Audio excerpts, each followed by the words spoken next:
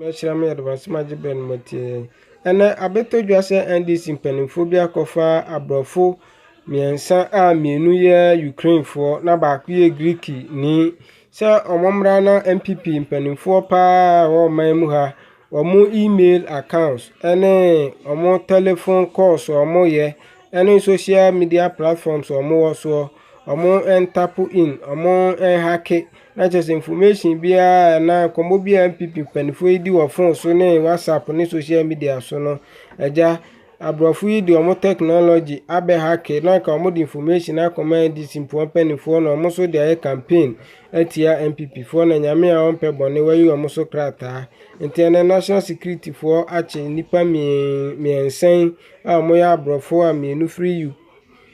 Ukraine na baako so free Greek mamu na abrofo din ne Victoria Kristaska baako din no baako so de Vasilios Stampos baako so Vasilios Marius Blanas nipa miensa na ja ache wo mo a mobo police for ne BNI for won hwehwemu mu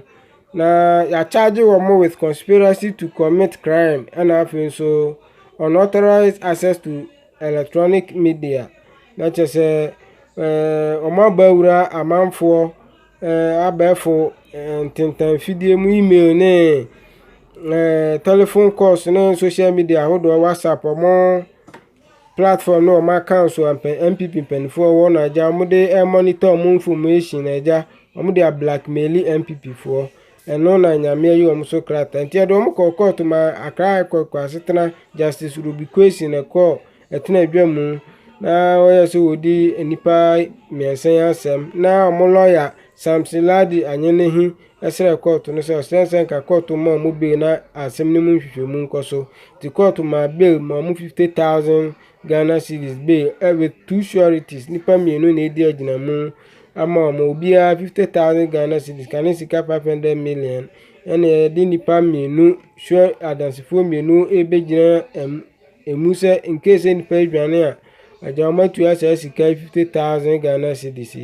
enti ya se sa nipa so omudi aginamu no so ni kwa se momo busumi akatua iso achan kan sika 15 million na ye 1,500 Ghana cedis enti na mpanifo asema ewo ho no na bia wudi nkomo ubadwen se ubahwe atu ubahwe ubenkum ubehwe nifa obia no ntu wudi kokwa mu nkomo a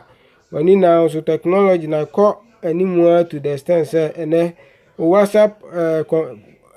chat ya wo no obi chat kura no obi timi hake ehu nkomo a wo no obi die nyina enti awe ahodaso ne bema nyina nya ahwe wo se de sidi nkomo mu ebise na NDC fo adwen pa no mo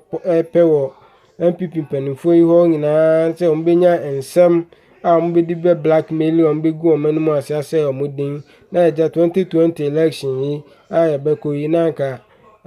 ama amodi agina so aye campaign den ama Ghana fo ato abanet MPP fo asufo fi ato atano dwane abamo nyame yi omo so krata ma yache wo mo yase omo ma report obi na akachi Tuesday bi afin so omo passport no amodi tukwan ba Ghana ha no mo fa koja court registrar afin so no court say yama immigration inhu omo immigration service inhu omo said be omo nwane en free omo mu ha nko na omo dwane a aja immigration for work Kotoka International Airport for betimi identify omo say nipa we Ghana aban edi omo asem nti yama omo kwan mo nwane ne achi omo etiefo na de da yekoso ya ne pitri